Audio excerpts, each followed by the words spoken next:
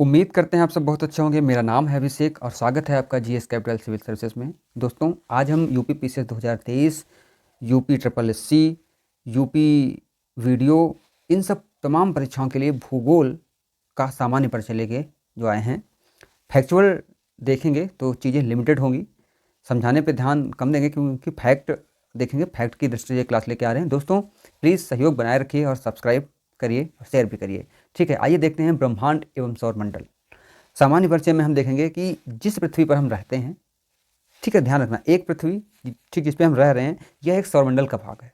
और जो ऐसे कई सौरमंडल एक आकाशगंगा का भाग है, और ऐसी कई जो आकाशगंगाएं, ठीक है, एक ब्रह्मांड कहलाता है। मतलब सबसे बड़ा ब्रह्मांड है। ब्रह्मांड में कई आकाशगंगा हैं, उन आकाशगंगाओं में कई सौरमंडल हैं। उन सौरमंडल से हम ठीक जहाँ पे रह रहे हैं, हमारा ग्रह पृथ्वी है। ठीक है, पृथ्वी और बाकी ग्रह, सूर्य और बाकी ग्रह। ठीक है, सौरमंडल का लगभग 99% भाग क्या बना है, सूर्य में निहित है। ठीक है, जो हमारा सौरमंडल है उसका 99% भाग जो है वो सूर्य में निहित है। मतलब ठीक है, 99% सिर्फ सूर्य है, बाकी जो बचता है उनमें सारे ग्रह बने हैं, यानी उनसे सारे ग्रह बने हैं। तो ये भी एक चीज़ ध्यान रखना। आप सोचो कितना बड़ा सूर्य है। ठीक है, अवधारणाएं देख लेते हैं क्या है ब्रह्मांड को लेके या सौरमंडल को लेके जो है अवधारणाएं। तो पहले टालेमी ने एक दी थी कि ब्रह्मांड के केंद्र में पृथ्वी है, हालांकि उसका तो खंडन हो गया, वो अब किसी काम की नहीं बची। अब क्या है प्रेजेंट टाइम में, कॉपरनिकस जो कि पोलैंड के थे, कॉपरनिकस, ठीक है, इन्होंने टालेमी की जो अवधारणा को खंडन किया और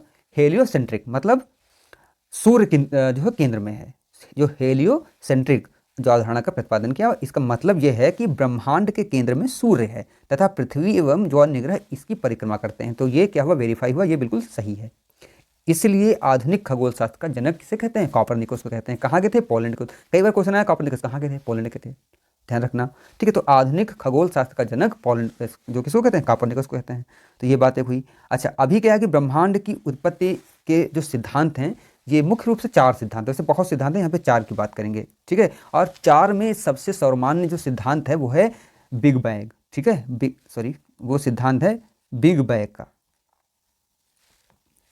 यहाँ पे देखेंगे ये बिग बैंग, ठीक है, सिद्धांत मतलब एक बड़ा धमाका। देखते हैं, इसे विस्तारित ब्रह्मांड क्या कहते हैं, इसे जो विस्तारित ब्रह्मांड परिकल्पना भी कहते हैं। ठीक है, आइए देखते हैं इसमें क्या है। इस सिद्धांत का प्रतिपादन जॉर्ज लेमेंतेयर, अब ये सब वर्ड ध्यान रखना, प्योर फैक्ट है यहाँ पे। इस सिद्धांत का, किसका, बिग बैंग, इस सिद्धांत का प्रतिपादन जॉर्ज लेमेंतेयर ने किया था। ठीक है, बाद में रॉबर्ट वेगनर ने 1967 में इसकी व्याख्या की। ठीक, किसने की, रॉबर्ट वेगनर ने 1967 में इसकी व्याख्या की। ठीक, आगे देखते हैं। इसके अनुसार ये जो सिद्धांत था, ब्रह्मांड लगभग 13.7 मतलब 13.7 अरब वर्ष पूर्व भारी पदार्थों से जो निर्मित एक गोलाकार पिंड था, जिसका आयतन अत्यंत सूक्ष्म था। ध्यान रखना, अत्यंत सूक्ष्म था, और ताप और घनत्व जो क्या था, बहुत था, अनंत था। ठीक है, आयतन तो कम था लेकिन ताप और घनत्व क्या था, बहुत था। बिग बैंग की प्रक्रिया में इसके विस्फोटक, ठीक है, जो बिग बैंग की जो प्रक्रिया हुई तो इसमें क्या विस्फोट हुआ, इसके फलस्वरूप अनेक पिंड जो अंतरिक्ष में बिखर गए, जो आज भी गतिशील जो अवस्था में है। ठीक है, इसी से हमारे ब्रह्मांड की उत्पत्ति हुई, हमारी आकाशगंगा बनी, हमारे सौरमंडल बने। ठीक है, तो बिग बैंग सिद्धांत क्या है कि भाई एक गोलाकार पिंड था जिसका आयतन सूक्ष्म था लेकिन ताप और घनत्व तो अनंत था। ठीक है, इसमें एक विस्फोट होता है और क्या होता है कि इसी से पिंड जो है टूट गए, वो आज भी गतिमान है, इसी से ब्रह्मांड की उत्पत्ति हुई। ठीक, तो यहाँ पे जो खास बात है, बिग बैंग सिद्धांत, जॉर्ज लेमेंतेयर, ठीक है, और इसके बाद जो बाद में रॉबर्ट वेगनर। ठीक है, इतना यहाँ पे मोस्ट है। आगे देख लेते हैं कुछ शब्दावली, जैसे कि आकाशगंगा। अगर आकाशगंगा पूछें तो आकाशगंगा क्या है। ठीक, तो आकाशगंगा के बारे में अगर बात करें तो गुरुत्वाकर्षण बल के अधीन बंधे तारों, ध्यान रखना बहुत, ठीक, गुरुत्वाकर्षण बल के जो अधीन बंधे तारों, धूलकणों एवं गैसों के तंत्र को आकाशगंगा कहते हैं। क्या हुआ, जब वो एक पिंड टूटा और पिंड, ठीक है, एक बड़े पिंड के चारों ओर चक्कर लगाने लगे छोटे पिंड, तो ये क्या हुआ, गुरुत्वाकर्षण के कारण हुआ। तो क्या हुआ, यहीं से जो तारे, धूल कण, ये सब, मतलब जैसे कोई पिंड हो, चाहे वो ग्रह ही हो, तारा हो या धूल कण हो, जो भी सौरमंडल में टहल रहा है, वो सबको जो मिला के क्या कहेंगे, आकाशगंगा कह लेंगे। ठीक है, अभी दूसरा टर्म देखते हैं कि भाई निहारिका क्या है। निहारिका हाइड्रोजन गैस से बने विशाल बादल, ध्यान रखना, हाइड्रोजन गैस से बने विशाल बादल का संचयन को निहारिका कहते हैं। ठीक है, निहारिकाओं से ही आकाशगंगा का निर्माण होता है। ये सब फैक्ट हैं, समझाने के फोकस हम अभी नहीं करेंगे। ठीक है, हमारा सौरमंडल जिस आकाशगंगा में स्थित है उसे मंदाकिनी कहते हैं, और यह क्या है, सर्पिलाकार है। ठीक है, तो हमारा सौरमंडल कहाँ है, मंदाकिनी आकाशगंगा में। ठीक, आगे बढ़ते हैं। अब बात करेंगे तारे की। तारे क्या हैं, ठीक है, कणों यानी कि कण, ठीक है, कण, गैस यानी कि कणों, गैसों, बादलों के गुरुत्वाकर्षण के कारण आकाशगंगा के केंद्र में, ठीक है, आकाशगंगा के केंद्र में नाभिकीय संलयन शुरू हो जाता है। समझ में आ रही बात। एवं हाइड्रोजन हीलियम में बदलने का कारण नवीन तारों का जो निर्माण होता है।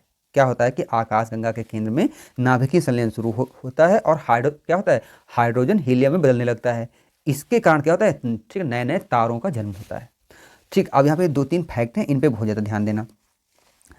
फैक्ट ये है कि तारों का रंग, सॉरी इससे कम नहीं चलेगा, इसको ले लेते हैं। हाँ, तो तारों का जो रंग है, ये फैक्ट है, तारों का रंग से उसका तापमान ज्ञात किया जाता है। उल्टा भी कर दो, तापमान से उसके रंग की पहचान होती है। ठीक है, तारों द्वारा मुक्त ऊष्मा के आधार पर उनकी उम्र ज्ञात की जाती है। इसको हम ये भी ध्यान रखना, तारों द्वारा जो मुक्त ऊर्जा होती है, भाई अगर कोई बहुत ज़्यादा ऊर्जा तो लाल होगा एकदम से, फिर धीमे धीमे क्या हो जाता है, चेंज होता है। तो ध्यान रखना, ये 2-3 फैक्ट ध्यान रखना।